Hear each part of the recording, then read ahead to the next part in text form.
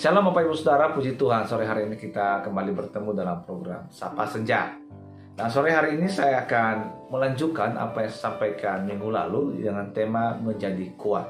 Ya, kuat menghadapi tantangan, kuat menghadapi segala situasi yang sulit. Nah, minggu lalu kita bisa menjadi kuat belajar dari seorang prajurit. Seorang prajurit, dia rela menderita, kemudian dia memiliki fokus.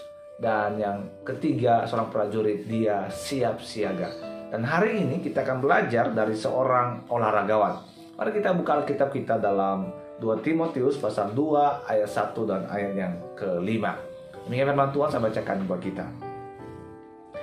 Sebab itu, hai anakku, jadilah kuat oleh kasih karunia dalam Kristus Yesus. Ayat yang kelima, seorang olahragawan hanya dapat memperoleh mahkota sebagai juara apabila ia bertanding menurut peraturan olahraga. Saudara yang dikasihi Tuhan, Rasul Paulus memberikan gambaran yang kedua bagi kita, bagaimana caranya kita bisa menjadi kuat menghadapi tantangan, menghadapi situasi yang sulit, yaitu menjadi seorang olahragawan. Pelajaran apa yang kita dapatkan dari seorang olahragawan? Yaitu yang pertama, Bapak Ibu Saudara, seorang olahragawan dia pasti memiliki kedisiplinan yang tinggi. Kedisiplinan apa? Kedisiplinan berlatih. Disiplin berlatih. Seorang olahragawan yang akan bertanding, tidak mungkin dia tidak akan berlatih, saudara. Kalau di luar sana orang-orang bekerja dalam sehari 8 jam, maka seorang olahragawan pun demikian. Dia akan berlatih sehari selama 8 jam. Bayangin berlatih sehari 8 jam. Ini sesuatu yang sangat-sangat membosankan. Tapi seorang olahragawan, dia mesti melakukan itu. Dia mesti berlatih dengan disiplin. Yang kedua, seorang olahragawan itu mesti disiplin waktu. Ya, mesti disiplin waktu. Tidak mungkin dia akan begadang. Tidak mungkin dia akan tidur terlalu malam. Seorang olahragawan dia pasti tidur tepat waktu.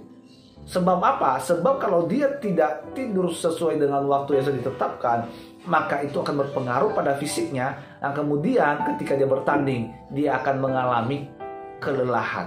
Dia akan cepat lelah. Kenapa? Karena daya tahannya tidak baik. Kemarin saya mendengar di Timnas Indonesia ada 2 orang pemain yang dikeluarkan. Karena apa? Karena mereka pulang larut malam. Ya, pulang larut malam. Yang ketiga apa, saudara dikasihi Tuhan? Seorang olahragawan itu mesti memiliki disiplin makanan. Disiplin makanan. Mereka tidak sembarang makan makanan. Mereka mesti makanan yang banyak mengandung protein.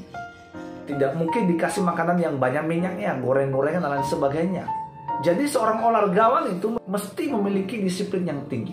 Nah, demikian juga dengan kita. Kalau kita mau menang menghadapi situasi yang sulit, kalau kita mau kuat menghadapi situasi yang sulit, maka mau tidak mau kita mesti memiliki disiplin rohani yang baik. Kalau tadi seorang olahragawan dia mengolah raganya, mengolah tubuhnya, rajin berlatih, maka secara rohani kita juga mesti rajin mengolah roh kita.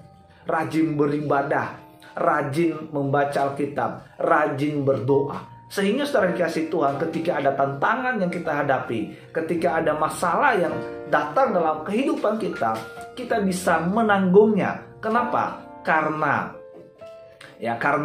kita sudah siap. Karena kita sudah memperlengkapi diri dengan baik. Karena kita sudah berlatih dari hari ke sehari. Itu yang pertama yang dikasihi Tuhan. Yang kedua yang sudah dikasihi Tuhan, seorang olahragawan, yang pertama tadi seorang olahragawan memiliki kedisiplinan yang tinggi. Yang kedua sekarang, seorang olahragawan dia mesti menaati peraturan-peraturan yang berlaku. Peraturan-peraturan yang berlaku. Nah, kalau seorang olahragawan tidak melakukan atau tidak menaati peraturan-peraturan yang berlaku, maka seorang olahragawan itu akan didiskualifikasi. Ya, akan didiskualifikasi. Lance Armstrong adalah seorang pembalap sepeda yang terkenal dan menyabet 7 medali emas atau juara olimpiade 7 kali berturut-turut dalam pertandingan balap sepeda. Tetapi karena di kemudian hari kemudian ditemukan bahwa Lance Armstrong ini menggunakan doping dalam pertandingan, apa yang terjadi Bapak Ibu Saudara? seluruh medali-medali yang telah didapatnya itu ditarik semua. Kenapa demikian? Karena dia bertanding tidak menaati aturan. Karena dia bertanding tidak menaati peraturan yang sudah ditetapkan. Nah, oleh karena itu kita sebagai anak-anak Tuhan juga demikian. Dalam menjalani hari-hari kita, dalam kita menghadapi situasi yang sulit, jangan sampai kita melanggar atau melakukan hal-hal yang tidak berkenan kepada Allah. Seringkali kita mendengar bahwa kesulitan yang kita hadapi, masalah yang kita hadapi, jangan sampai itu membuat kita menjadi alasan bagi kita untuk melanggar ketetapan Allah.